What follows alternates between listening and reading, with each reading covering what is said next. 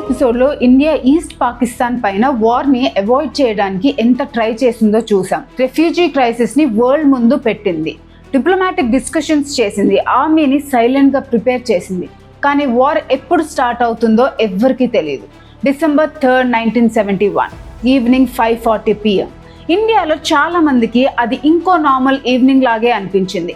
కానీ Pakistan military head క్వార్టర్స్లో already ఒక మేజర్ ఆపరేషన్ స్టార్ట్ అయిపోయింది. ఆ ఆపరేషన్ పేరు operation Genghis Khan. Pakistan military leadership ఒక క్యాలిక్యులేషన్ చేసింది. ఇండియా రెడీ అవుతుంది, మనం వెయిట్ చేస్తే ఇండియా ఫస్ట్ అటాక్ చేస్తుంది, సో ఇండియా అటాక్ చేసే ముందే మనమే అటాక్ చేద్దామని. కానీ వాళ్ళు సింపుల్గా బార్డర్ ఫైరింగ్ చేయలేదు, డైరెక్ట్గా ఇండియన్ ఎయిర్ ఫోర్స్ని టార్గెట్ చేశారు. ఎందుకంటే వార్లో ఆకాశం మీద కంట్రోల్ ఎవరి దగ్గర ఉంటుందో చాలాసార్లు విక్టరీ వాళ్ళదే అవుతుంది. పాకిస్తాన్ ఇన్స్పిరేషన్ ఎక్కడి నుండి వచ్చిందో తెలుసా?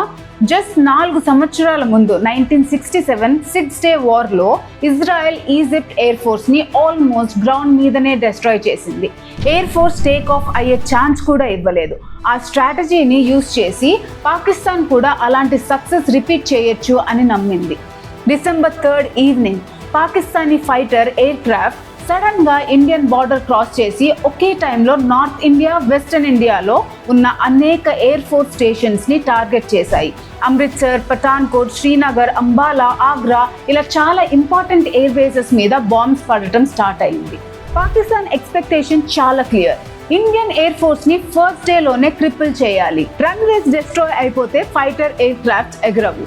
ఎయిర్ క్రాఫ్ట్ డిస్ట్రాయ్ అయిపోతే ఇండియా కౌంటర్ అటాక్ చేయలేదు. పేపర్ మీద ఇది పర్ఫెక్ట్ ప్లాన్ లా కనిపించింది, కానీ రియాలిటీ కంప్లీట్లీ డిఫరెంట్. ఇండియా అప్పటికే వీక్స్ నుండి హై అలర్ట్లో ఉంది, టెన్షన్ పెరుగుతుంది అని ఇంటెలిజెన్స్ రిపోర్ట్స్ ఆల్రెడీ వార్నింగ్ ఇస్తున్నాయి. అందుకనే చాలా fighter air craft vulnerable position నుండి మూవ్ చేశారు. ఎయిర్ బేసెస్ ఎమర్జెన్సీ మోడ్లో ఉన్నాయి, పైలట్స్ రెడీగా ఉన్నారు. బాంబ్స్ పడ్డాయి, డ్యామేజ్ జరిగింది, కానీ పాకిస్తాన్ అనుకున్న లెవెల్ ఇంపాక్ట్ మాత్రం రాలేదు. Indian air force back bone intact గా ఉండిపోయింది. పాకిస్తాన్ ఫస్ట్ పంచ్ వేసింది, కానీ ఇండియా నాకౌట్ అవ్వలేదు. అటాక్ న్యూస్ ఢిల్లీకి చేరగానే ప్రైమ్ మినిస్టర్ ఇందిరాగాంధీ ఇమ్మీడియట్ గా ఎమర్జెన్సీ మీటింగ్ కండక్ట్ చేశారు. కొన్ని గంటల్లోనే దేశాన్ని ఉద్దేశిస్తూ ఆమె ఒక ఇంపార్టెంట్ అనౌన్స్మెంట్ చేశారు. ఆమె సింపుల్ గా చెప్పిన మాటలు, पश्चिमी पाकिस्तान की लड़ाई थी, वो लड़ाई भारत पर भी आ गई है. इस चुनौती का सामना जोरों से करना है. హిస్టరీలో నిలిచిపోయాయి. The war in Bangladesh has become a war on India. ఆ ఒక్క అనౌన్స్మెంట్ తో మంత్స్ నుండి బిల్డ్ అవుతున్న టెన్షన్ అఫీషియల్ గా full scale Indo Pak war గా మారిపోయింది. కానీ పాకిస్తాన్ ఒక మిస్టేక్ చేసింది. వాళ్ళు అనుకున్నారు ఇండియా ఇప్పుడు డిఫెన్సివ్ గా ఉంటుంది అని, కానీ ఇండియా ఆన్సర్ డిఫెన్స్ కాదు, కౌంటర్ అటాక్. అది కూడా ఆర్మీ మాత్రమే కాదు, ఎయిర్ ఫోర్స్, నేవీ, ఆర్మీ 3 వైపులా ఒకే కోఆర్డినేటెడ్ రెస్పాన్స్. మరి ఆ రెస్పాన్స్ లో పాకిస్తాన్ ని ఫస్ట్ షాక్ కి గురి చేసిన ఆపరేషన్ ఏంటి? కరాచీ పోర్ట్ ఎందుకు మంటల్లో కలిసిపోయింది? పాకిస్తాన్ నేవీ ఎందుకు ఆ రాత్రి తర్వాత అదే కాన్ఫిడెన్స్ తో సముద్రంలోకి రాలేకపోయింది? పాకిస్తాన్ అటాక్ చేసిన వెంటనే ఇండియా ఒక విషయం క్లియర్ గా డిసైడ్ చేసింది, వార్ మన మీద ఫోర్స్ చేశారు, కానీ వార్ ఎలా నడవాలి అనేది మనం డిసైడ్ చేద్దాం. పాకిస్తాన్ అనుకుంది మెయిన్ ఫైటింగ్ అంతా బార్డర్ దగ్గరే జరుగుతుంది అని, కానీ ఇండియా యుద్ధాన్ని వాళ్ళు అస్సలు ఎక్స్పెక్ట్ చేయని ప్లేస్ కి తీసుకెళ్ళింది, అదే అరేబియన్ సీ. మ్యాప్ లో పాకిస్తాన్ ని అబ్జర్వ్ చేస్తే ఒక సిటీ చాలా ఇంపార్టెంట్ గా కనిపిస్తుంది, కరాచీ. కరాచీ అనేది జస్ట్ ఒక సిటీ కాదు, అది పాకిస్తాన్ ఎకానమీకి హార్ట్ లాంటిది. పాకిస్తాన్ నేవీ హెడ్ క్వార్టర్స్ అక్కడే, మేజర్ ఆయిల్ స్టోరేజ్ ఫెసిలిటీస్ అక్కడే, imports, exports, military supplies almost అన్ని కరాచీ పోర్ట్ మీదనే డిపెండ్ అయి ఉండేవి. సింపుల్ గా చెప్పాలి అంటే కరాచీని దెబ్బ కొడితే పాకిస్తాన్ మిలిటరీ హార్ట్ బీట్ ని దెబ్బ కొట్టినట్టే. ఇండియన్ నేవీ ఎగ్జాక్ట్లీ అదే టార్గెట్ ని సెలెక్ట్ చేసుకుంది. ఆపరేషన్ కి ఒక కోడ్ నేమ్ కూడా ఇచ్చారు, operation Trident. Date December 4th night. ఎందుకంటే డార్క్ లో అటాక్ చేస్తే ఎనిమీకి రియాక్ట్ అయ్యే టైం తక్కువ ఉంటుంది. ఇండియన్ నేవీ ఒక స్మాల్ స్ట్రైక్ గ్రూప్ ని అరేబియన్ సీలోకి పంపింది. ఇందులో ఉన్న మిసైల్ బోట్ సైజ్ లో పెద్ద షిప్స్ కావు, కానీ వాటి దగ్గర ఉన్న మిసైల్స్ అప్పటికి ఏషియాలో most dangerous anti ship missiles లో ఒకటి. పాకిస్తాన్ కి మాత్రం ఇండియా ఇంత డేరింగ్ గా డైరెక్ట్ కరాచీ దగ్గర అటాక్ చేస్తుంది అని ఇమాజినేషన్ కూడా లేదు. Indian naval ships Karachi Coast ని సేఫ్ డిస్టెన్స్ లో రీచ్ అయ్యాయి. ఆర్డర్స్ క్లియర్, టార్గెట్ ఐడెంటిఫై చేయండి, మిసైల్స్ లాంచ్ చేయండి, ఇమ్మీడియట్ గా పొజిషన్స్ మార్చండి. కొన్ని సెకండ్స్ లోనే నైట్ స్కై మొత్తం ఫైర్ స్ట్రీక్స్ తో వెలిగిపోయింది. ఇండియన్ మిసైల్స్ డైరెక్ట్ గా పాకిస్తాన్ నేవల్ షిప్స్ ని టార్గెట్ చేశాయి. Pakistan destroyer PNS Khyber heavy explosion తో సముద్రంలోనే మునిగిపోయింది. ఇంకో అమ్యునిషన్ వెజల్ పిఎన్ఎస్ ముహాఫిజ్ కూడా డెస్ట్రాయ్ అయ్యింది. ఫ్యూయల్ క్యారింగ్ మర్చెంట్ షిప్స్ కూడా సివియర్ డ్యామేజ్ ఫేస్ చేశాయి. కానీ ఆపరేషన్ ఇంకా కంప్లీట్ కాలేదు. మిసైల్స్ డైరెక్ట్ గా కరాచీ ఆయిల్ స్టోరేజ్ ట్యాంక్స్ ని కూడా హిట్ చేశాయి. ఎంటైర్ కరాచీ స్కై లైన్ మంటల్లో కనిపించింది. హ్యూజ్ ఆయిల్ ట్యాంక్స్ కంటిన్యూస్ గా కాలుతూనే ఉన్నాయి. కొన్ని రిపోర్ట్స్ ప్రకారం ఆ ఫైర్స్ చాలా రోజులు ఆగలేదు.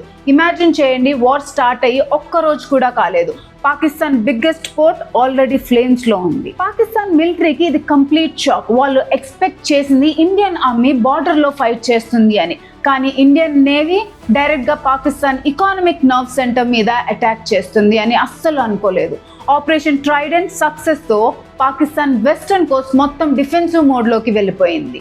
నేవల్ మూవ్మెంట్ చాలా వరకు రిస్ట్రిక్ట్ చేయాల్సిన సిచ్యువేషన్ వచ్చింది. స్టోరీ ఇక్కడతో ఆగిపోలేదు. వెస్ట్ లో కరాచీకి మంటలు అంటుకుంటే ఈస్ట్ లో బే ఆఫ్ బెంగాల్ లో ఇంకో సైలెంట్ బ్యాటిల్ స్టార్ట్ అవుతుంది.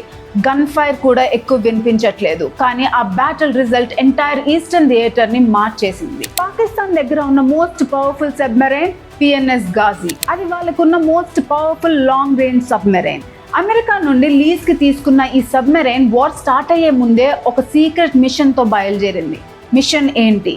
ఇండియన్ ప్రైడ్ ఐఎన్ఎస్ విక్రాంత్ ని డెస్ట్రాయ్ చేయడం. కానీ ఐఎన్ఎస్ విక్రాంత్ గురించి ఒక మాట చెప్పాలి. అది ఆర్డినరీ వార్షిప్ కాదు, ఎయిర్ క్రాఫ్ట్ క్యారియర్. అంటే సముద్రం మీద తిరిగే ఒక ఫ్లోటింగ్ ఎయిర్ బేస్ లాంటిది. ఫైటర్ ఎయిర్ క్రాఫ్ట్స్ డైరెక్ట్ గా షిప్ మీద నుండి టేక్ ఆఫ్ అవుతాయి. ల్యాండింగ్ కూడా అక్కడే చేస్తాయి. ఈస్ట్ పాకిస్తాన్ మీద ఇండియా ఎయిర్ సుపీరియారిటీ మెయింటైన్ చేయడానికి ఐఎన్ఎస్ విక్రాంత్ చాలా ఇంపార్టెంట్. పాకిస్తాన్ కి ఇది బాగా తెలుసు. అందుకే విక్రాంత్ ని డిస్ట్రాయ్ చేస్తే India eastern operations almost collapse అయిపోతాయి అని వాళ్ళు నమ్మారు. కానీ ఇండియా కూడా సైలెంట్ గా ప్రిపేర్ అవుతుంది. ఇండియన్ నేవీ ఆఫీసర్స్ ఒక బ్రిలియంట్ ప్లాన్ రెడీ చేశారు. సింపుల్ గా చెప్పాలి అంటే వార్ ఫీల్డ్ లో కాదు, మైండ్ గేమ్ తో పాకిస్తాన్ ని ఓడించాలి అని డిసైడ్ అయ్యారు. పాకిస్తాన్ ఇంటెలిజెన్స్ కి ఐఎన్ఎస్ విక్రాంత్ విశాఖపట్నం పోర్ట్ లోనే ఉంది అని నమ్మించేలా ఇండియా డెలిబరేట్లీ కొన్ని రేడియో మెసేజెస్ ట్రాన్స్మిట్ చేసింది. హార్బర్ మూవ్మెంట్స్ కూడా అలానే ప్లాన్ చేశారు. బయట చూస్తే విక్రాంత్ అక్కడే ఉన్నట్టు కనిపిస్తుంది. కానీ రియాలిటీలో ఐఎన్ఎస్ విక్రాంత్ ని అప్పటికే సీక్రెట్ గా అండమాన్ అండ్ నికోబార్ సైడ్ కి మూవ్ చేశారు. మిషన్ కంప్లీట్ సీక్రసీలో జరిగింది. పాకిస్తాన్ కి ఆ ఇన్ఫర్మేషన్ అస్సలు తెలియదు. పిఎన్ఎస్ గాజీ ఫుల్ కాన్ఫిడెన్స్ తో విశాఖపట్నం కోస్ట్ దగ్గరికి వచ్చింది. వాళ్ళ ఎక్స్పెక్టేషన్ ఒక్కటే, విక్రాంత్ ఇక్కడే ఉంటుంది, అది బయటికి వచ్చినప్పుడు మనం అటాక్ చేయాలి అని. కానీ December 3rd mid night sudden గా సముద్రం మధ్యలో ఒక మ్యాసివ్ ఎక్స్ప్లోషన్. ఆ ఎక్స్ప్లోషన్ ఇంటెన్సిటీ మైల్స్ దూరం వరకు వినిపించింది. నెక్స్ట్ మార్నింగ్ సముద్రం మీద ఆయిల్, డెబ్రిస్, మెటల్ పీసెస్ కనిపించడం స్టార్ట్ అయ్యాయి. కొన్ని రోజుల తర్వాత కన్ఫర్మ్ అయింది పాకిస్తాన్ ప్రైడ్ పిఎన్ఎస్ గాజీ సముద్రంలోనే మునిగిపోయింది అని. అసలు గాజీ ఎలా మునిగిపోయింది ఇప్పటికీ హిస్టారియన్స్ మధ్య డిస్కషన్ జరుగుతూనే ఉంది. ఇండియన్ వర్షన్ ప్రకారం ఐఎన్ఎస్ రాజ్పుట్ అనే డెస్ట్రాయర్ గాజీ మూవ్మెంట్ ని సస్పెక్ట్ చేసి డెప్త్ చార్జెస్ డ్రాప్ చేసింది. ఆ ఎక్స్ప్లోషన్ వల్లే సబ్మెరైన్ డెస్ట్రాయ్ అయింది అని మన నేవీ చెప్తుంది. పాకిస్తాన్ వర్షన్ మాత్రం వేరేలా ఉంటుంది. వాళ్ళ ప్రకారం గాజీ క్యారీ చేస్తున్న sea mines accidentally internal explosion create చేశాయి. రీజన్ ఏదైనా ఫైనల్ రీజన్ మాత్రం ఒక్కటే, వార్ ఫస్ట్ డే లోనే పాకిస్తాన్ తన మోస్ట్ వాల్యుబుల్ సబ్మెరైన్ ని కోల్పోయింది. దీని ఇంపాక్ట్ బే ఆఫ్ బెంగాల్ మొత్తం ఆల్మోస్ట్ ఇండియా కంట్రోల్లోకి వచ్చింది. ఐఎన్ఎస్ విక్రాంత్ కి ఇప్పుడు పెద్ద థ్రెట్ ఎవరూ లేరు. క్యారియర్ ఫ్రీగా మూవ్ అవుతూ ఈస్ట్ పాకిస్తాన్ కోస్ట్ మీద కంటిన్యూస్ ఎయిర్ స్ట్రైక్స్ లాంచ్ చేయడం స్టార్ట్ చేసింది. పాకిస్తాన్ ఈస్టర్న్ ఫోర్సెస్ మెల్లగా కంప్లీట్ ఐసోలేషన్ లోకి వెళ్ళడం స్టార్ట్ అయింది. వార్ లో సీ బ్యాటిల్స్ మాత్రమే జరగట్లేదు.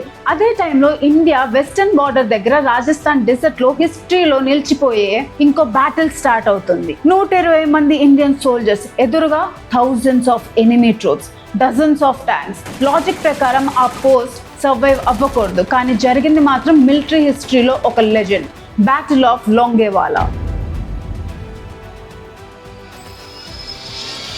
December 4th, 1971 midnight Longewala అనే చిన్న బార్డర్ పోస్ట్ మ్యాప్ లో చూస్తే అది పెద్ద సిటీ కాదు, పెద్ద మిలిటరీ బేస్ కాదు, జస్ట్ ఒక ఐసోలేటెడ్ బార్డర్ పోస్ట్. కానీ ఆ రోజు అది ఇండియా ఫ్యూచర్ ని డిసైడ్ చేయబోయే ప్లేస్ గా మారింది. ఆ పోస్ట్ ని డిఫెండ్ చేస్తున్న వాళ్ళు ఎంత మందో తెలుసా? కేవలం 120 మంది ఇండియన్ సోల్జర్స్. వాళ్ళని లీడ్ చేస్తున్న ఆఫీసర్ మేజర్ కుల్దీప్ సింగ్ చాంద్పూరి. అదే టైంలో పాకిస్తాన్ ఒక మ్యాసివ్ ఆర్మర్డ్ కాలంతో ఇండియాలోకి ఎంటర్ అవ్వడం స్టార్ట్ చేసింది. Dozens of tanks, thousands of soldiers, heavy artillery, complete mechanised force. వాళ్ళ టార్గెట్ సింపుల్, లోంగేవాలాని క్యాప్చర్ చేసి స్ట్రైట్ గా జైసల్మేర్ డైరెక్షన్ లో అడ్వాన్స్ అవ్వడం. నెంబర్స్ కంపేర్ చేస్తే బ్యాటిల్ స్టార్ట్ అయ్యే ముందే రిజల్ట్ డిసైడ్ అయిపోయినట్టు కనిపించింది. ఒకవైపు 120 మంది, ఇంకోవైపు thousands of enemy troops. Logic ప్రకారం ఇమ్మీడియట్ గా రిట్రీట్ అవ్వాలి, కానీ మేజర్ చాంద్పూరి డెసిషన్ మాత్రం డిఫరెంట్. ఆయన తన సోల్జర్స్ ని చూసి సింపుల్ గా ఒకటే చెప్పారు, ఈ పోస్ట్ వదిలి వెళ్ళం, మార్నింగ్ వరకు హోల్డ్ చేస్తున్నాం అంతే. ఆ డెసిషన్ బ్యాటిల్ మొత్తాన్ని మార్చేసింది. నైట్ మొత్తం మన జవాన్స్ లిమిటెడ్ అమ్యునిషన్ తో ఎనిమీ ట్యాంక్స్ ని పాసిబుల్ అయిన ప్రతి ప్లేస్ లో స్టాప్ చేస్తూ పొజిషన్ ని వదలకుండా ఫైట్ చేశారు. పాకిస్తాన్ ట్యాంక్స్ డార్క్నెస్ లో ముందుకు రావడానికి ట్రై చేస్తున్న ఇండియన్ సోల్జర్స్ కంటిన్యూస్ గా ఫైర్ చేస్తూ వాళ్ళని స్లో చేస్తూనే ఉన్నారు. వాళ్ళ ఆబ్జెక్టివ్ విక్టరీ కాదు, మార్నింగ్ వరకు సర్వైవ్ అవ్వడం. మార్నింగ్ ఫస్ట్ లైట్ పడగానే స్కైలో ఒక సౌండ్ వినిపించింది. Indian air force Hunter air crafts battle field మీదకు చేరుకున్నాయి. అప్పటి వరకు ఓపెన్ డెజర్ట్ లో క్లియర్ గా కనిపించిన పాకిస్తానీ ట్యాంక్స్ పర్ఫెక్ట్ టార్గెట్స్ అయిపోయాయి. హంటర్ ఎయిర్ క్రాఫ్ట్స్ ఒక్కొక్కటిగా rocket attacks, bombing runs, machine gun fire continuous గా లాంచ్ చేయడం స్టార్ట్ చేశాయి. కొన్ని గంటల్లోనే నైట్ వరకు పవర్ఫుల్ ఆర్మర్డ్ ఫోర్స్ గా కనిపించిన పాకిస్తాన్ కాలం స్మోక్ తో నిండిపోయి ట్యాంక్ గ్రేవ్ యార్డ్ గా మారిపోయింది. చాలా ట్యాంక్స్ డిస్ట్రాయ్ అయ్యాయి. మిగిలిన ఫోర్సెస్ పానిక్ తో రిట్రీట్ అయ్యాయి. పాకిస్తాన్ వెస్టర్న్ ఒఫెన్సివ్ అక్కడే ఆల్మోస్ట్ కొలాప్స్ అయిపోయింది. బ్యాటిల్ ఆఫ్ లోంగేవాలా మిలిటరీ హిస్టరీలో ఒక సింపుల్ లెసన్ నేర్పించింది. వార్ లో నెంబర్స్ ఎప్పుడూ గెలవవు, లీడర్షిప్, కరేజ్, రైట్ టైమింగ్ గెలుస్తాయి అని. 120 మంది సోల్జర్స్ థౌజండ్స్ మందిని ఆపగలిగారు. అదే లోంగేవాలా గ్రేట్నెస్. కానీ 1971 war actual climax Rajasthan desert లో కాదు, అది ఈస్ట్ పాకిస్తాన్ లో ఢాకా దగ్గర జరగబోతుంది.